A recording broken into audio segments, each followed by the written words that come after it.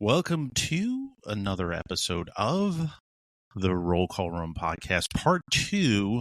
We'll get to that in a minute.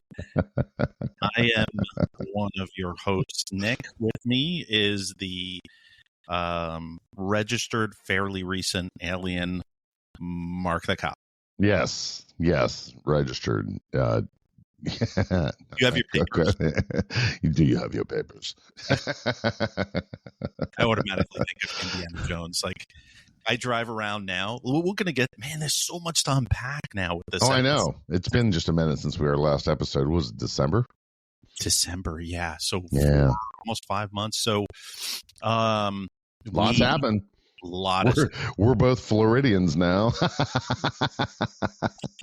Yes. Sorry, did I throw that out too soon? No. So, I made the plunge and I moved to the red state of Florida. I feel like a wild animal that has been reunited with its own kind in the jungle. Like, I'm with my people. Yeah, like going from Virginia, which is like you're not allowed to talk about politics unless you lean towards the other side. Meaning leaning left. Way left. Yeah, deep blue left, yeah. In Florida, you see guys driving around with Trump flags on the back of their pickup trucks, and everyone's got "Make America Great Again" hats on. But it's like you and I talk offline here. I mean, we talk every day, but it's really weird because I'm still not desensitized from that environment in Virginia because I see those flags and people wearing the MAGA hats, and I'm like, oh, that person's going to get murdered. And right. They're in good company. Like, I think there's only like one or two counties in Florida that lean blue that are just so lost. And then the other thing is that they say they lean blue, but they vote more towards red for issues, because that's just how it is. So yeah, I think it's more purple. Yeah, I think people are slowly starting to realize that you can only give away everything until you don't have anything to give away anymore. Right. And people are, when I was moving down here, so long story short, with the job that I have, I can go anywhere in the United States. So I chose Florida, obviously, because of the weather. And, I love the area and cheaper, no state income tax, which is fucking sweet. Yeah, we'll circle back to that. Yeah. So, and then of course, the one of the best governors, Rob DeSantis, is talking about eliminating property tax or something to do with property tax. I can't remember. So I made the choice, and anybody that's done a long distance move, I don't recommend. You can afford to hire a mover. Other than that, you had like mad. It's like every day you're talking about organization and planning and working your full-time job. And, then you're like, oh, hey, great. I have to go do a site visit next week, a day before we're supposed to pick up roots and leave. Oh my God. I was messaging you. I felt bad for you. I was messaging you and I was like, hey, I'm moving in 2 weeks. And now I have to go to Arizona the week before I move, which is bonkers, dude. Yeah. And a long distance move because I basically had to do that move. I had to do that drive from Florida to Virginia 4 times. And it was like the movie Planes, Trains, and Automobiles. A plane, a train, and an automobile. Right. And you didn't have your hands between my ass cheeks. No. And then on top of that, being a pet owner, yes. You need to get your pets from one place to the other. It's very different when you're moving just from one county to the next county or one city to another city. But when you're moving states away, I decided the smart thing would be to rent a big 30-foot RV and put my pets in there and travel. Again, don't recommend. I called Mark in a panic. I had driven it like maybe 5 miles, and I said, dude, there's no way I'm going to be able to drive this 790 miles each way. Like, there's just no way. I can't do it. Yeah. Once you take it down, you don't leave it. They don't have a one-way RV rental. You got to take it down and bring it back. Yeah. And I'm for all our cop listeners, which is 99% of you, I know you're going to email me when I tell you all this, and I already know. We've been over that bridge already. No. So I pull over and I messaged Mark. I think I messaged you, and I was like, "Hey, I can't do this. Like, my PTSD is kicking in. I can't. I don't know what it is. Fairly recently, I'm having a real big problem with long distance driving and bridges. Those are the two big things that are bothering me. Fairly recent. I think, Mark, it's been like a year now, because I remember telling you first. Bridges, we were talking about. Yeah, bridges. Really, I've been through 2 therapists now to try and help me through it. And I just can't get through it. So I do the unthinkable, Mark, and I post on Facebook Marketplace. I said, anybody willing to drive round trip from here, meaning in Daytona Beach, to Virginia, and then for Virginia back, I will pay you and pay for your hotels. I got a ton of responses. But the first one that I got, guy was like really, really nice. Of course, I did my due diligence. I ran him through, I don't want to say the name of the company because they don't sponsor us. You don't pay, you don't say. No free rides on roll call. So I did my due diligence. If I wasn't an axe murderer or anything like that. But so I met up with this guy, and I was like, I need you to drive me. And he did. We drove from here to South Carolina. We stayed overnight in South Carolina, although he wanted to go through the night, and I just didn't feel comfortable having somebody driving while I'm sleeping in the trailer. Like, I couldn't have done that. And then from South Carolina to Virginia, and then stayed overnight in Virginia. Next morning, woke up, loaded the pets, and then drove straight from 6 a.m. all the way until about 8 o'clock at night. Just a straight. Obviously, we stopped at the greatest place in the world, Buc-ee's. Yes. My folks, and they're not paying either, but they're so great. We're going to go ahead and throw it out there. I let Buc-ee's fucking touch me. Again. and here goes the beaver. Not the good kind. Right. And here goes my ADHD again. Buc-ee's. You've never been to Buc-ee's. That was not my first time going to Buc-ee's. But it is an experience like no other. It is definitely a well-oiled machine. It's fun. Yeah. It is a lot of fun. I thoroughly enjoy going to Buc-ee's. Oh, man, the food is ridiculous. The bathrooms are probably the most cleanest thing. Mm-hmm. Pause. Large. Tell you, bro, very clean bathrooms. I'm going on tangents today. We can't get too far in the weeds. We have a finite amount of time. Yeah. Speaking of bathrooms at Buc-ee's, what I like about Buc-ee's bathroom is when you go in the stall, you turn the little latch, and then on the other side it says occupied or unoccupied, right? You know that thing. Yeah. Every fucking time I go to Buc-ee's, man, and I have to use the stall, there's always one fucking idiot that pulls on that damn handle. Every time. Every time. Yep. Every time. You not see, and it's not even if you can't even read. It's color coded. Red means somebody's in there. Green means you can go in there. Of course, sometimes you're blinded by the clench, so you know. You're feverishly pulling doors. You know what, Mark? That is around a couple of years. Been there, haven't you? You got it, brother. You got it. Yeah. So we make the trip all the way down. We get here in the evening time. Nothing is, like we basically moved down. My wife and I moved with the movers before we took the pets.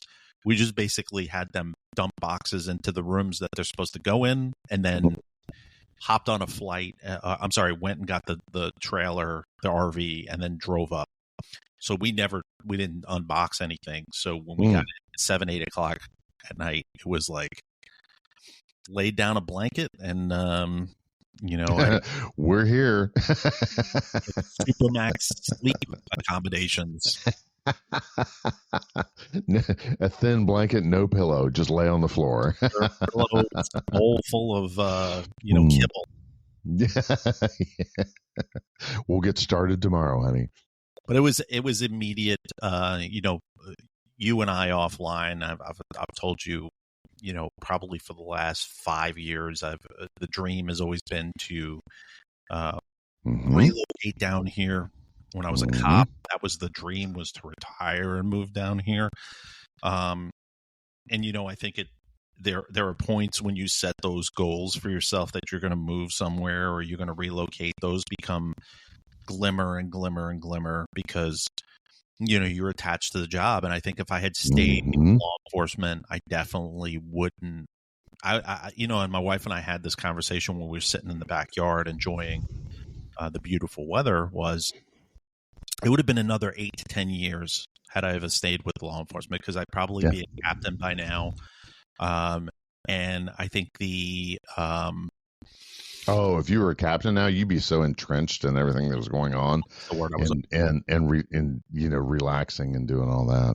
Yeah, keep going. I'm sorry, I didn't mean to jump in. No, you were perfect, because I was trying to think, like, I would have been entrenched. I would have been just like, what's another 10 years as a captain? Because we all know the 2 butter bars. 10 years. Like the magic railroad tracks. Negative 15 years, dog years, Yeah. It's captain. I think at a lieutenant and above, your years are not rated by like the road riding you hard. I think it's rated by the paper cuts. Yeah. But to their defense, and for the good, strong leaders out there that are in those positions, your task isn't hands-on. Your task is mental. And I know a lot of the guys that are just like, God, by the end of the day, man, I'm just wiped out. I can't think anymore. Yeah. So, there's also so many times that you can Swiffer brush your brick. Like, do you use the Swiffer lint-free one? Do you use the old French made with the feathers? Right. How often do you clean the glass enclosure that you have over it? What do you use? Do you Windex? I like that spray one. I like that in the blue and white can. With the blue top. It smells so good. It's great stuff. But do you clean the inside of your display case? These motherfuckers. They're doing that. They're doing that with a thong on. With what? With a thong on. Like, I thought you said. They go into their office. They close the door. They lock it. They also barricade it. Super paranoid.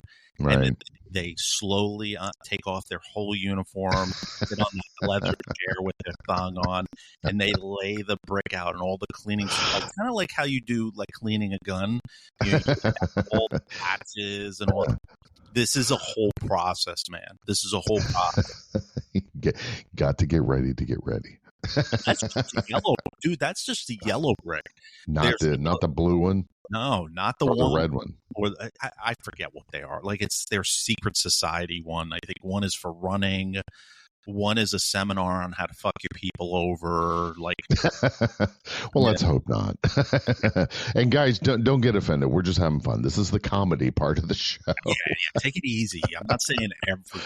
I know a lot of lieutenants that are fucking rock solid. The problem is that they've been, they get drawn out because they know that their peers, they go to conferences, leadership conferences. A lot of people, a lot of good leaders go to conferences and they're like, I want to take something out of this training. I want to expand my my toolbox. And it gets drowned out because the moment that you get there, it's inundated with people that have ulterior motives, which is, how do I further my career? How do I shiv somebody and get further? But I want to say that with the change of leadership in this country, I think things are definitely taking a pivotal turn.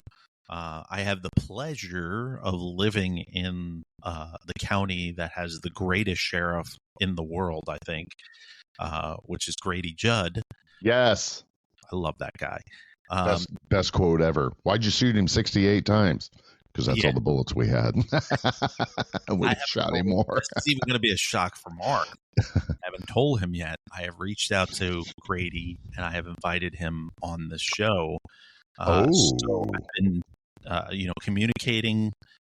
So hopefully I can get a response, because I've also decided to. Oh, that'd be a huge honor to have him on. Yeah. I've also decided to brush off the old notepad and dip back into writing a book on positive law enforcement leadership. And There we go. Awesome. I'd like for Grady to be the source of that book, which is his comparison of how he has turned the Polk County Sheriff's Department into being just a phenomenal sheriff's department where they don't have a recruitment problem. They don't have a problem getting volunteers. They don't have a problem with getting reserve officers. They don't have a problem. Amazing. Because these sheriff's deputies, they know that this guy has got his back. The only thing that I do see, and I saw this on a traffic stop yesterday, Mark, it's like a 94 degrees outside. A different 94, different than you guys are thinking. Wasn't sweaty balls 94, but it was 94. And the sheriff's deputy that was out there had those doofy sleeves on that cover tattoos. Oh yeah. And I have to take a look. I don't know whether or not it's policy or personal preference. I'm not sure. Well, down in Florida, it's a different kind of sun, just so everyone knows. So everyone up north that comes down, I'm going to lay on the beach. You got to understand the UV rays down there are super intense. Yeah. So if you get a lot of ink done and you're out in the sun, that's actually going to fuck up your roll there. So some people cover by preference that way, because that's an investment. Yeah. In your sleeve. And if you're out there constantly exposing that, because I remember my grandfather, he was tatted down both arms, and once he was there 10 years, I mean, that it was all just faded out. I mean, the lines were blurred. I mean, all of his artwork was just terrible after that. And he said that was part of the reason why, it's because of the sun. Anyway, go ahead. Sorry. No, I didn't even think of that. I was wondering whether or not that was I just don't see Grady having a policy or giving a fuck about like tattoos, of course, unless they're offensive, which I don't see Grady allowing you to be in his sheriff's department if you did have offensive tattoos. And if you do have offensive tattoos, this probably isn't the profession for you, because the moment you get into some sort of shooting or something like that, your tattoos are going to be scrutinized. I mean, look what they're doing to Pete Hegseth about all. Oh my gosh. It's fucking ridiculous. Like, you're making it too obvious you're trying to get rid of the guy. Like, he's not going anywhere. Signal bullshit. They're mad because they have a young, good-looking dude in there that's articulate, that can talk, that's not afraid of them, and the more you stand up, as we both know, the more you stand up, the more you get punched. Amen. So you have to stand up. You have to dig your heels in and not let them people affect you. I think back to the back to the positivity and leadership. We've spent a lot of time on the Shield Within and on the roll call room, outing these people. So what I've been seeing here lately is kind of a trend shift, because a lot of these people, the toxicity, they've gotten into those positions. Fake it till you make it, and then they make it. And they drowned, and then thankfully they're not there in those positions very long. So, and if anyone here's, please let me know. It's mark@rollcallroom.com. If you're seeing the stronger, more independent leaders stepping up and replacing the toxicity, I've just been seeing that trend here lately, and I'm pretty excited that to have strong leadership on the roll call room, such as Sheriff Grady. And that's really exciting, because, you guys, and especially the people working right now, oh, good Lord. I had one of my fellow colleagues, I always talk about being a cop in the 90s and how fun it was. And the guy said, oh yeah, that was BC. And I'm like, what? He's like, before cameras. I said, oh, yeah. Never thought of it that way. Yeah. That's back in the day when you could fucking talk to people. And then I went into reflection mode, and I can remember having several conversations with my wiener boss that, wiener being, he's a penis. Well, you just say that to make yourself feel better. And I'm like, why are you so worried about the script? Yeah. We're getting the job done. The last thing I need to be worried about when I'm getting the job done is how many times I say fuck. Or, well, how's it going to appear on camera? It's going to appear the way it is. Yeah. It's not pretty. No, it's not pretty. It's law enforcement. And for all you young boots that want to get in there because you think, I'm going to have a status. If you want to do that, go into another service like fire EMS. Law enforcement, get your knuckles bloody. There's in 90% of the time, you think, Nick? I mean, it's not. But it's not 10% of the time when you got to pig pile someone and you need to disable them, or you're fighting somebody and then the crowd comes off the porch and they want to get in a fight too. What's your plan? Yeah. This is the reality of the job. You need to be able to recognize when you're in trouble. Go ahead, sir. Would you make it with body cams? Like if you were a cop today, would you make it? I would do the job today the way I've always done it. My perception is that if we want to portray the suspect in the light that he's in, because remember when they come to court, they've had their hair cut and they got caps on their teeth, and they put makeup all over their face tattoos, so they want to look like the pastor or whatever. They're trying to make themselves appear to be the best that they can, but at the time of the incident, they're virtually this wild animal. Yeah. So, you got to fight fire with fire. And I don't want to take that I'm stoic and all this. No, sometimes you have to talk to people in the language in which they're going to respond to. And I just want to be real. I want the judge to have the full picture. And if I'm wrong, I'm wrong.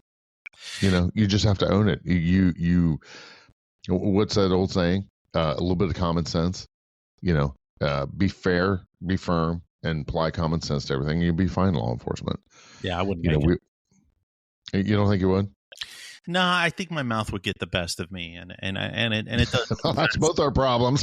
Yeah, I see that happening in my professional career lately too.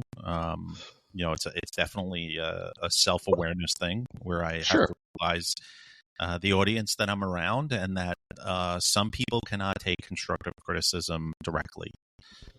They take it personally, and they take it completely different ways. And I think I would be respectful, but also I think when you're in open court, I think people watch it from a different lens, and they're like, "Oh, he cursed." We're all human beings. Like, yeah. I don't. How many those videos, like was it State Boys with multiple Z's on the end? Let me see your hands, motherfucker. Yeah. Well, I'll shoot you in the fucking face. It's like you're just trying to get compliance out of the guy. Yeah, I watch a lot of those crime ones. I watch a lot of body cam ones where they're arresting shoplifters and shit like that. And there are instances where I watch or listen to what cops say in those videos, and I'm like, even me, like, I don't think that's a good idea, brother. I don't like, there's a level of, your adrenaline is high, but there's a different level when you're degrading people and when you're talking down to people. That I don't have. Yeah, I wouldn't know. I people that piss me off, or I've said some off colors things, but the videos lately that really get my blood boiling is watching these, and I don't know a good way to put it, but these people need to have a better reality of what law enforcement is. And I watched one the other day where it was two females, and there was an older female and a younger female, and both these people are inept, and they're trying to take this guy in custody, and the guy just shoulder chucks the older one, and she hits the ground and just lays there and goes, and that's it, just lays there and moans, and then the guy takes off running. And the other female, she's probably a good, she's way over age stated weight limit. She probably runs like a 10-minute, a 15-minute or 20-minute mile. She's trying to get this guy in custody. She pulls out her taser. She doesn't deploy it. And so she's running down the road, pointing the taser at a jog, and this guy is just making tracks. And I'm like, that's infuriating to me. Yeah, but it's watching happening that a lot, dude. Like more and more and more. These multiple warnings. Yeah, multiple warnings, and they do nothing. Your warning doesn't mean shit, boys and girls. It's 3 times. I'm going to ask you. I'm going to tell you, and then I'm going to demand it. Yeah. After the 3rd time, you ain't going to see it coming, because I'm not going to say I'm going to kick your ass now. Yeah, do it. If they don't comply, then it's on.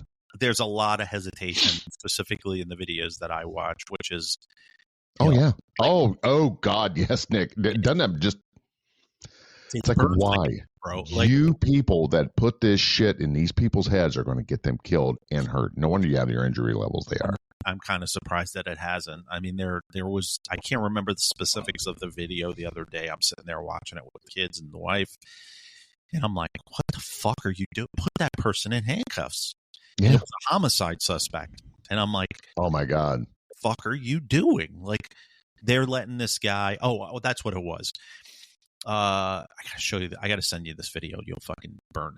It was up in like Washington State, and they show up with the family. They haven't heard from the family member. The roommate is super sketchy. The family member had a disagreement with the roommate, and they haven't heard from the guy since. So the family members go to the house. The police officers are like, well, listen, I can't go inside. You're the family members. You guys can go inside. And I'm like, he's investigating a fucking. Is it a welfare check? Yeah.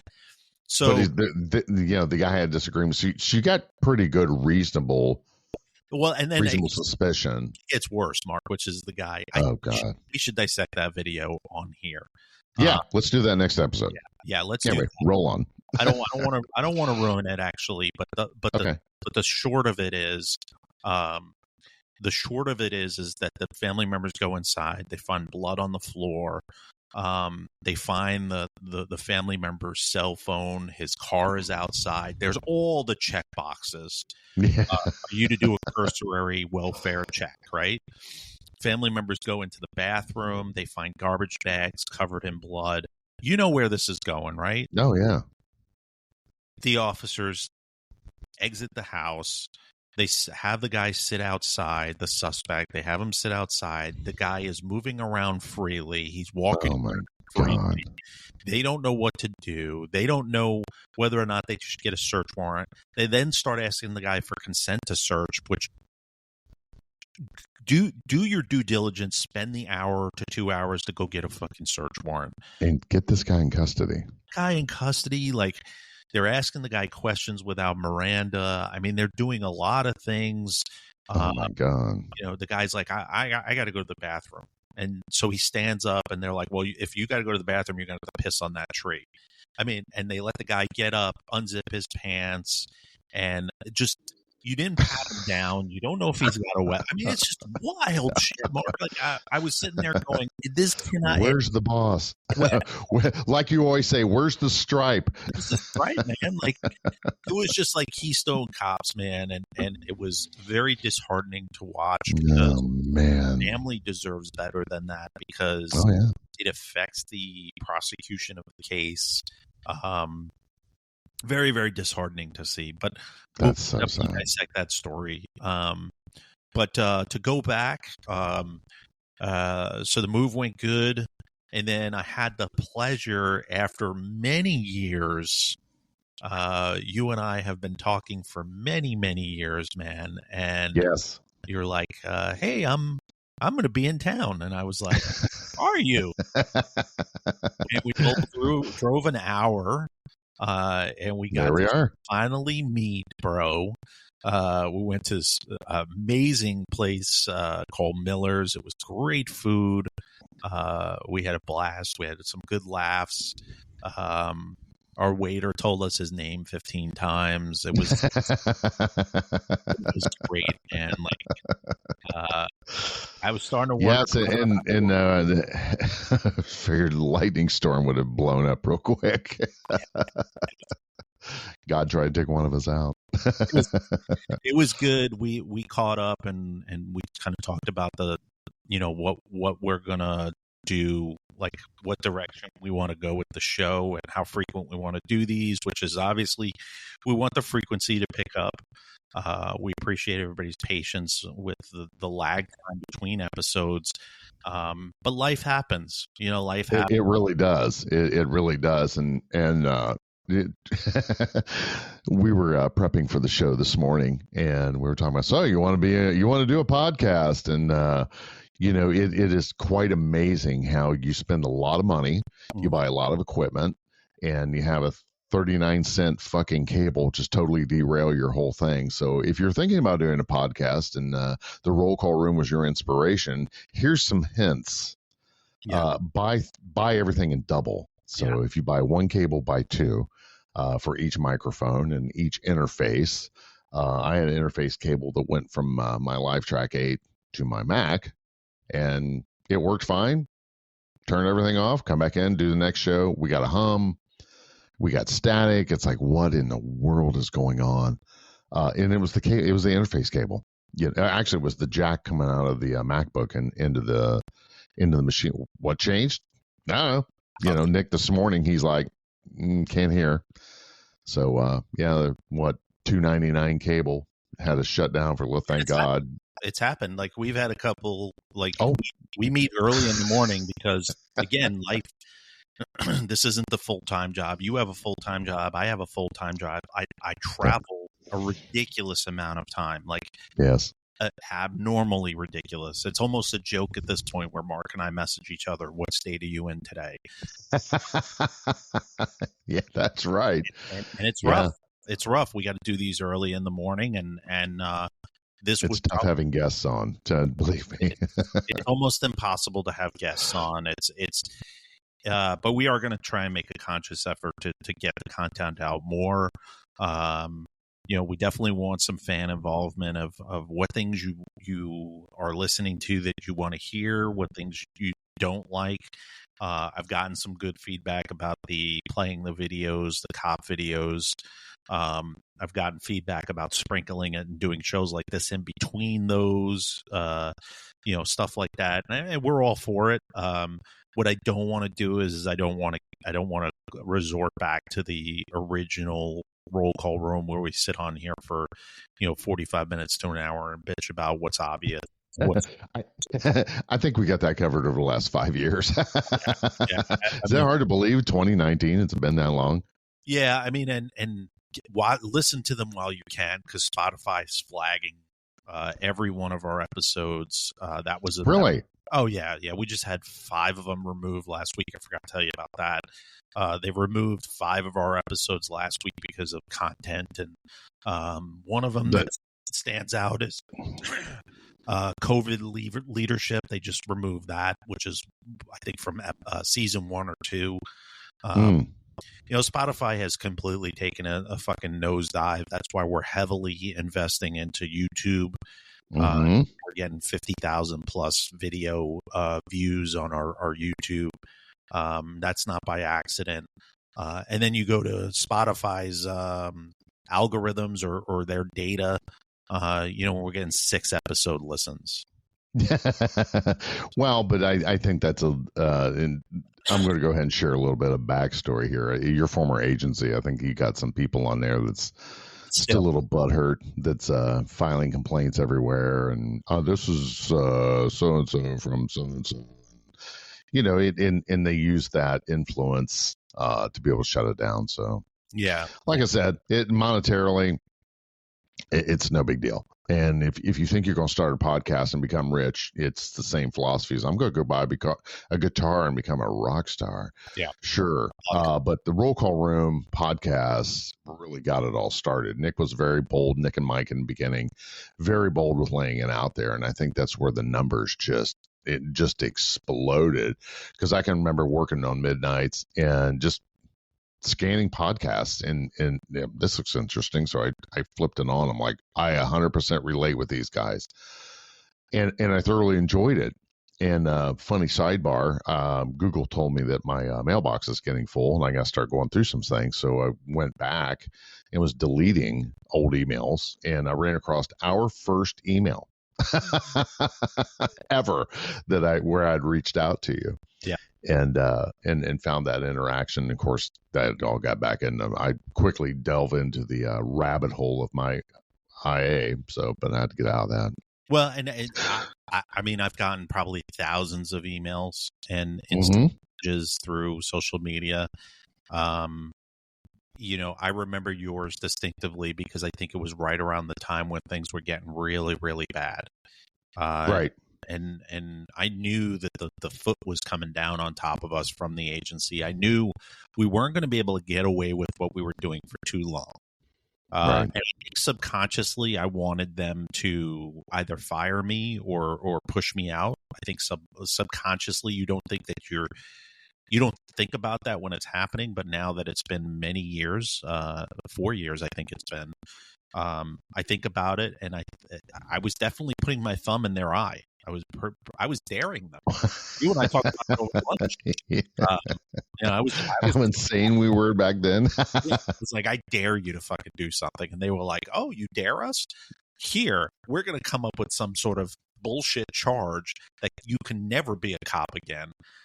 And in turn, what they did was they made me more lethal.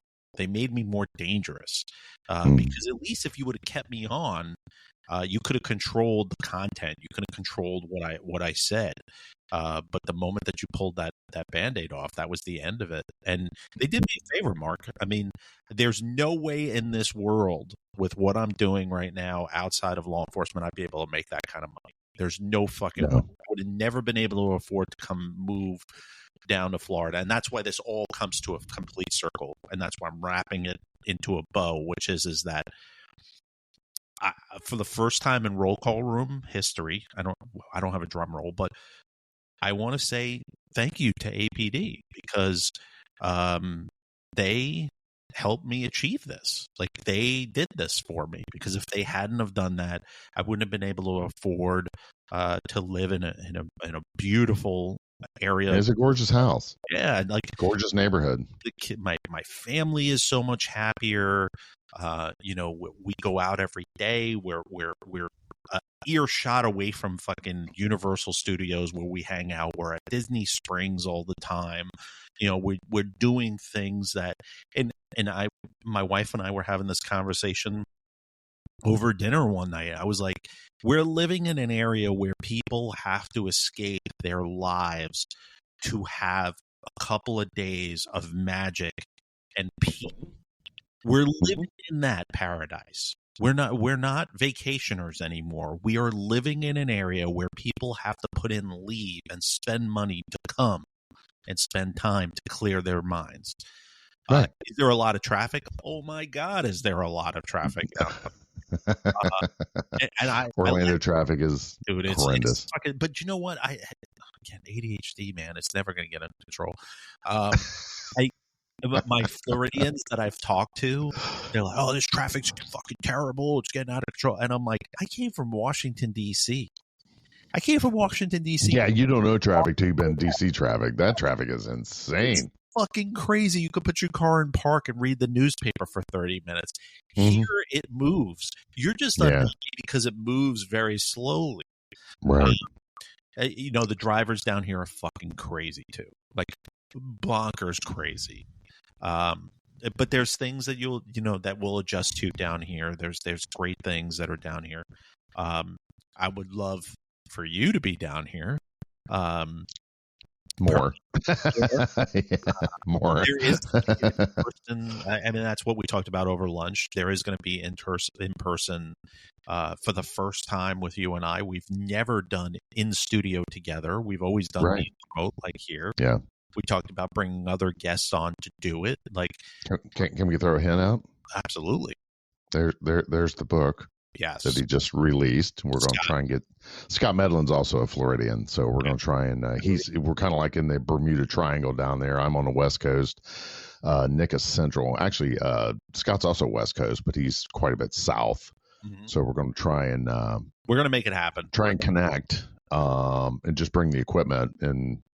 But that's coming up. Scott Medlin's a great author, great speaker. Yeah. He does a 10 code mindset, so he doesn't pay us, but he's such a great friend. We're always going to give reference to him. We need to have him back on. So, but that's what we're going to try and do is do a live show. And for those of us that don't do a lot of podcasting, this is great, this interaction that we have here remotely, but the energy is always different when you're in person. Oh my God. And the lunch. Oh yeah. I mean, they were throwing us out of there. Like, you guys got to go. And I'm like, oh yeah, we both got shit to do today. So that was probably it was 2-3 hours we were there. And it was like, yeah, we got to roll. Yeah. But, I want to share, if I can share this real quick. I want to talk about, you brought your vehicles down and the whole mindset as to where you lived in Alexandria versus here in Florida. You had an electric vehicle and you're like, my God, there's no place to charge this thing up. So down here about electric vehicles. No. And he bought the car that I wanted. So he comes rolling in and I was like, that motherfucker. But you had no idea that I wanted a Ford Maverick. And I've been talking to my wife about it now for like a year, that I want to get a Maverick. And she's like, that's like, it's an itty bitty truck. I'm like, no, man, this thing's the perfect car, I think, to keep. Yeah, it's a great, I don't want to say, I want to plug somewhere, but going to the home improvement store, just throw something in the back. I mean, they ride like a car. I first learned about, well, I knew the car was coming along, but I just never really gave it a lot of thought. And then I was watching a video on Rabbit's Used Cars, and he's talking about the one he bought. I'm like, I'm going to go look at these things. And man, I was just really impressed with the car. And then, of course, Nick comes rolling in. Of course, he's got bought a Highline, EcoBoost, and got the awesome leather seats and the good color. And I'm like, it's like he's rolling in going, hey, look what I got. Well, what was like, I'm green with envy. I'm in my wife's hamster car. You're like, actually, you're driving a Soul. Yeah. It ain't glamorous, but it's transportation. But had a tampon dispenser inside. Yeah, check the man card at the door when you drive the Kia. Well, I had been at the dealership the night before, or was it the night before, or I think it was like the night before. I had been at the dealership. You still had the window sticker. I mean, I think you just picked it up before we met. It was brand new, and yeah, I had a Mach-E. Which I absolutely loved. Great car. No gas. It was great. The range was great on it. But when I moved down here with the heat, you always have your air conditioning on, except in the morning. You always have your air conditioning on. So my range had to, like, I was getting 50% range what I would get in Virginia. And the no kidding. stations far and few between around where I am. And so when you would get to a charging station, you'd have to sit there and wait for everybody else to finish. And I was like, I can't go on like that. Like, I can't operate like this. The other thing is that we're seriously considering starting the coffee roasting business back up, starting to nice. do that again. So the need for a truck is there. We're talking about opening up another cafe down here. That's on the table. There's a lot of things that are on the table right now that, we kind of put on the back burner and said, you know what, we're not going to do that anymore. But the possibilities down here are a lot greater, and there's a lot more support for law enforcement down here than there was. Oh, yes. The George Floyd thing completely decimated our coffee shop, and then Joe Biden's inept ability to grow small businesses and supply chain issues. I mean, it was that's when I really started to get into politics. I was never ever left or right, and I still consider myself middle of the road. There are issues that I lean more towards the left on, and then there's issues where I'm a stark right wing, like, conservative person. And I think reasonably a lot of people are that way, but yeah. Please continue. Yeah, no. And so, like, I grew into politics because I saw what inept leadership from one side to the other can do to a business. Like, I was able to recoup all of my money and get out. But there were businesses that were decimated, that lost hundreds of thousands, if not millions of dollars, that had to close. So being down here in Florida, there's a big push. People love coffee down here. There's a lot of things we're talking about possibly doing at the end of the year. But, right now, and you gave the best advice. It rings in my head every single day about me moving down here is that you said, your mood is going to change down there. You're going to feel a lot better. And it is like every single day.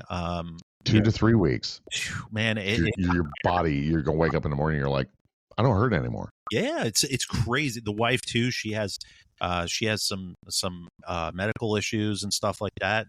And since we've moved down here, she's feeling a little bit better. But it's so crazy how. I think the other thing is, and I keep going on many different tangents here, but notes, Nick. Let's take notes next time. That's half the fun of our show. It's impromptu, really so there are no notes. And so we talked about it over lunch. I think the other part is that when I was up in Virginia, it was not uncommon for me to go to a grocery store, go to Target, and turn an aisle and see a piece of shit that I used to work with. Mm-hmm. Oh, yes. Go grocery shopping and you turn that aisle and you're like, oh, there's that fucking asshole. And I don't have that problem down here in Florida. And yeah, me neither. One of you motherfuckers, remember something, because I know you're listening. So when you're transcribing this, you're down here on vacation. I'm down here for life. Think about that. Let that sink in for a minute. Vacation. And you thought you won. Let that sink in. Like, who really did win that whole thing? And the second part is I'm still occupying headspace. 4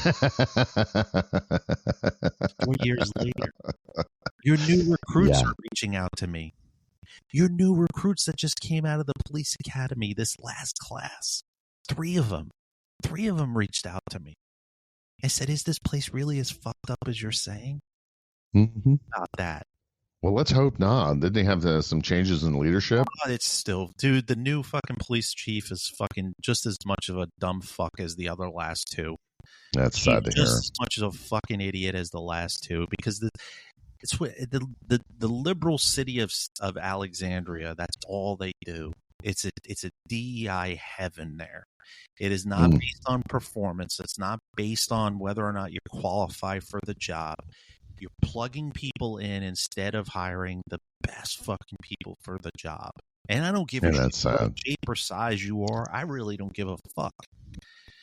But the problem with that city is all they continuously keep doing is placating what's popular instead of what's right. And until somebody goes in there and overhauls the good old boys club and gets rid of that fucking mess that's there, it'll stay the same forever. It doesn't bother me anymore. I don't give a shit. Like, yeah, I don't really. But for the people that's working there, it's always best to go into something with clear eyes. But the beauty of it is living in it, taking your. I want to circle back to, you don't have to worry about going to Walmart and running into the shit bag when you change. And here in Ohio, and I hope that they do this. There was a video went around that Tyrus from the Greg Gutfeld show was interviewing President Trump, and he was talking about no tax for first responders. So here in Ohio, they tax your pension. So that's why a lot of first responders are moving out of state to like Tennessee or Florida, and that was the one big thing, was that moving to Florida, you're income tax free. Yeah, and I think that if Ohio would be wise for them to keep, more of their first responders here. I can tell you that with my incident and how my headspace is I avoid my old city, because it's when we talk about I used to drive around the city. Now I drive around the city to keep from being in there, and I don't have that anxiety in Florida. Yeah, I go to the grocery store. I don't have to worry about running into the in Tip City. There's a Menards there, and the current chief goes to Menards a lot. And our good friend, we need to have Todd on now that his thing's all been adjudicated. But he runs into him all the time there because he's in, he has a construction business now. He's like, he'll text me, hey, guess who I ran into today? And I laugh. So you don't have that unless you've been through this nightmare that Nick and I have been through. You don't really understand the anxiety, the headspace that it puts you into. And totally picking up and moving, I want to amplify what Nick's saying is the number one, you physically feel better there. Your body doesn't hurt as much as it did there. So you got that mindset. The sunshine every day is amazing. The wind is always blowing. I mean, like I said, I'm East Coast or West Coast rather, so I know the wind is making its way towards the Central and the East Coast. But you know, the from west to east, Gulf Stream. No, not the Gulf Stream. I'm trying to think of it here. Anyway, there's always a wind blowing, even though it's hot. It's what Nick said. Yeah, it's 94 degrees, but the wind's blowing. We do have humidity, but like I said, it's a different mindset. I highly recommend it. Yeah, and I know there are a lot of folks that aren't able to pick up and move, and I get that. You know, not everybody is able to do that. I think it's good to hear that there are alternatives out there. I wanted to share one thing before we wrap up, which we mentioned. Scott just put out this amazing new book. 100 stress busting tips for first responders. Definitely go check this out. Scott's done a great job as always. He's got a couple books out there. Go check it out. It's available on Amazon. Help him out. The other thing is leave him a review. As many stars as possible. Reviews definitely help. The other thing is I put on our Facebook and our Instagram a GoFundMe for one of my former officers. Never had an issue with this guy. Probably top-notch guy, just a stand-up guy going through a lot of medical issues. If you could donate $10, donate $10.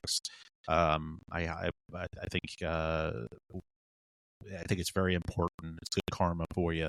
Never get on here and say go donate to something unless it's absolutely necessary. But this is one of those situations where he's in a tough spot. So I'd like to have a good showing from the roll call room. I posted it, and then within like 2 or 3 hours, they raised like $1,600 more. Awesome through our post. So I'd like to see that. I'd like to see that grow. Put yourself in those shoes. You never know what's going to happen. Life happens. Medical issues happen. So it's good karma. So that's all I got, Mark. Yeah, me too. Thank you all for listening. Got a suggestion? Throw it out. Nick at rollcallroom.com. Email us. Me and myself, Mark with a C. Yes. At rollcallroom.com. We appreciate each and every one of you. Our commitment to you is, after our epic meeting of the minds, is to be putting more content out. Our goal is to at least have twice a month, and keep bringing you fun stuff and law enforcement. Be safe. Yes. All right, folks, check us out on rollcallroom.com, and see you on the next one. It won't be 5 months from now. It'll be 6. All right, folks. Bye.